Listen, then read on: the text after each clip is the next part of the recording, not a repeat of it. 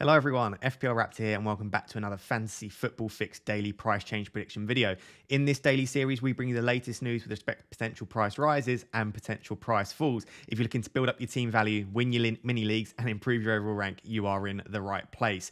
Just a reminder, you can check these price changes for yourselves or predicted price changes over at fantasyfootballfix.com, or you can download our free app available on Apple and Android and enable push notifications. We'll then send you a notification when someone is close to a price rise. If you're enjoying the content here on the channel, please do remember to like, comment and subscribe. But without further ado, let's jump into today's video.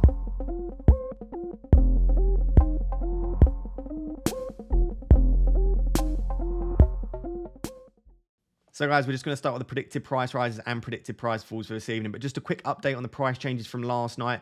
The most notable price increases were Jota and Rudiger, as we predicted last night in the video. However, after I recorded that video, there was a sudden surge in transfer activity for Aaron Ramsdale, and he did indeed rise in price last night as well. So it was Jota, Rudiger and Ramsdale had a rise in price last night. With respect to the fallers, it was pretty much Foden was the main one. Again, as we suggested in the video last night, Grealish also did get a price fall though, and so did Luke Shaw down to 5.1. So they could potentially be options if they gain their fitness back and look good over the Christmas period. Ismail Assar also fell in price, but I think most of you have sold him by now as well. So if we move on to today, the players predicted to rise and fall in price today. There are currently 4 players predicted to rise in price. Of course, after the Manchester United-Chelsea game, of which I'm recording this during that match, there could be some other ones start to crop up. But at the time of recording, we have got Reece James, who is playing at the moment. Obviously, fantastic form recently, scoring points, underlying data is some of the best in the league, not just for defenders in general. An expected goal involvement of over 0.5. So we're going to discuss him in the next section. But he's at 110% progress at the time of recording, and he's rising at 4.2% per hour.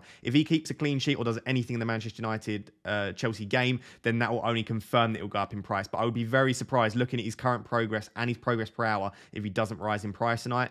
Cancelo is also predicted to rise in price, the other brilliant fullback from a premium club. He's at 105%, so a little bit lower than Reece James, and he's only rising at 2.4%. Even so, though, by the time this evening comes around, as we've said before, if he's rising at that rate, he's already above the 100% progress. I expect Cancelo to rise in price tonight as well. That would be up to 6.7 million. So he's approaching that 7 million price tag, which is absolutely crazy. Rowe looks like he might be getting yet another price rise up to 6 million. So he would have risen 0.5 million this season, which is, again, is a massive rise for him. There's not many players that will go up 0.5 in a season, but Rowe looks like he'll be one of those. He's at 103% at the time of recording. He's only rising at 1.5%, but again, that means he should be around 110, 115% by the time the price changes happen this evening. And then the fourth and final one is Bernardo Silva, who we predicted might rise in price last night, but I did say that I think it will be tonight instead. So if you are watching this series and you're listening to what we're saying, we do tend to get it pretty spot on, and Bernardo Silva therefore looks like he's going to rise in price tonight. He's currently at 101.5%, and he's rising at 1.7% per hour. So again, he's not going to be massively over the threshold, but he will definitely be over the threshold. So the two that I would be fairly confident of are James and Cancelo, but I do think Rowe and Bernardo, at the time of recording, look like they'll get their price rise this evening. With respect to potential price falls, there's really no one. Bernardo is the most owned player that looks like he might fall in price. He's still got 25.9% ownership in the game, but I think most of you guys that keep up to date with FPL a lot and been making your transfers probably would have sold him. If you haven't, I still think he might be all right for tonight. He's up 84.6% or minus 84.6%. He's falling at minus 2.6%. So that it will be very close as to whether he falls tonight. If you have got him, you might want to sell him. But I suppose if you've held him this long, you might want to hold him through to the nice fixtures for West Ham.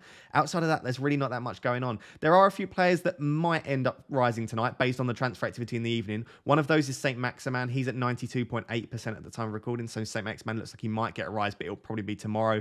Josh King is another one after he got yet another goal today. He looks like he might be rising. He's on penalties for Watford. He's playing really well.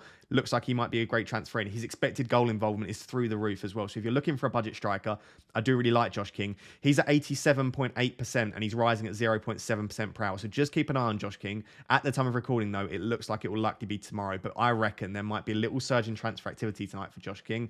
Alexander-Arnold and Gallagher are two others that are currently predicted to rise in price tomorrow. But again, they're only at 57.3 and 55.3% progress respectively. So even if they do get brought in by a lot of managers this evening, I still think you'll be fine. So pretty much, it's James, Cancelo, Rowe, Bernardo Silva. Those 4 players look like they might rise in price tonight. And there's not really that many notable fallers. If we just look at predicted fallers that might fall in price tomorrow, there's not that many. Chilwell is currently at minus 69.2% progress, and he is falling at minus 2.4% per evening. So Chilwell looks like he might fall tonight, but again, that's likely tomorrow. And then the same for Aubameyang as well. He's currently at minus 30.7%. He's falling at minus 2% per hour, so that again looks like he's going to fall tonight. But if you own, same with Duffy again, Duffy's at minus 50% and falling at minus 2. So if you own Aubameyang, Duffy, or Chilwell, you might want to look at those three. But again, I think you'll be fine for tonight, and that'll be something you can look ahead for tomorrow. So like I said, keep an eye on James, keep an eye on Cancelo. They look like the main two that are definitely rising in price tonight. And in fact, they're the two we're going to discuss in the next section. So guys, for this final section, we're just going to do a quick comparison between Reece James and Cancelo. I hope most of you already own both of these. If you do fantastic stuff, you can just sit here, enjoy listening to how amazing they are, and enjoy listening to the fact that you already own them and they're going to continue to get you lots of points. If you don't already own them, you might just want to look at the stats for the one you don't own. And if you don't own both and you need to make a choice to get in James or Cancelo, this might be especially useful for you. If anything, I just find it really interesting to look at players' stats. I'm always doing this research, and I think you guys should find that interesting looking at the stats as well. Taking a look at their touch map. So the touch map closest to me is Cancelo's, and the one furthest away from me is Reece James. You can sort of see that already. Reece James always plays at right wing back for Chelsea. Cancelo's everywhere. He's a striker, he's a cam, he's a right back, he's a left back, but he plays a bit of everywhere. But because he can play left back and right back, he's often got touches on both sides of the pitch.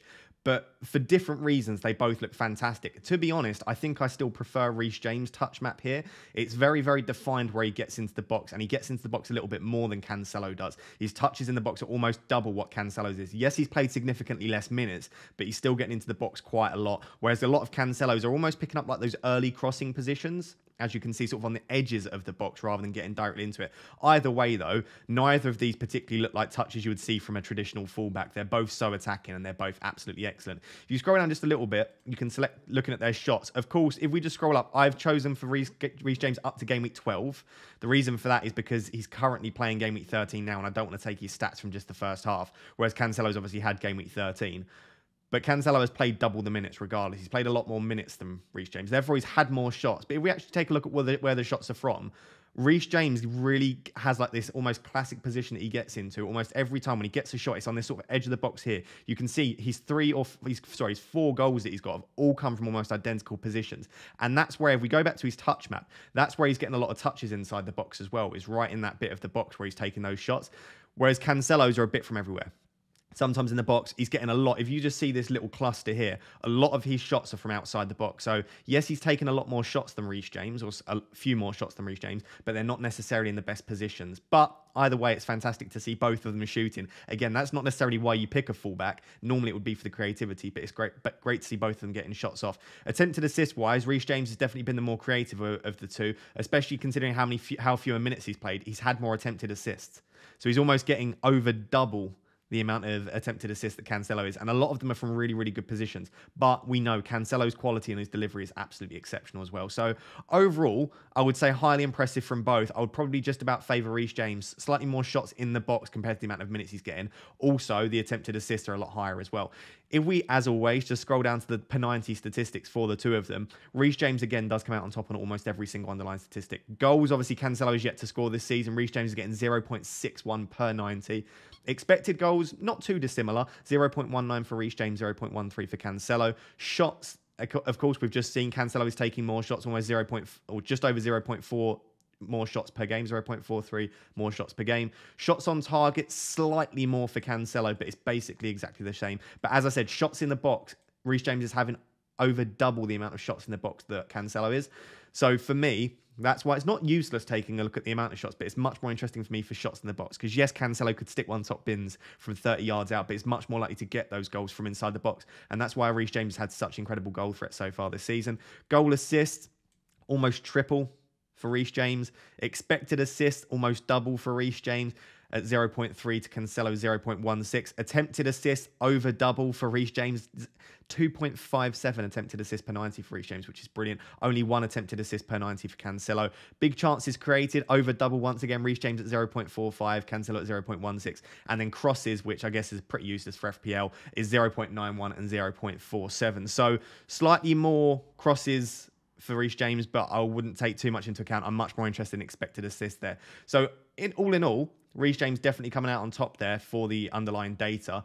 What I would say, similar to how we discussed yesterday with Bernardo, Silva and Jota, Cancelo's underlying data is remarkably good. I don't want this to make it out that Cancelo doesn't have exceptional underlying data for a defender. However, Reece James is in a different world to Cancelo. The only defender in the Premier League that can really compete with Reece James is Trent Alexander-Arnold. So if you don't own either of these, I would definitely get Reece James in over Cancelo. If you own Cancelo and don't own Reece James, I would definitely prioritise him. And to be honest, if you own James and don't own Cancelo, I'd still get him in. I think James, Cancelo and Trent are probably the three biggest priorities at the moment in FPL, maybe alongside Diogo Jota as well. They're just such good value. Even when they don't, like Cancelo only getting 1 point today, slightly frustrating, but the fact that he's got 10 plus pointers on the bounce just shows that sort of level that he has.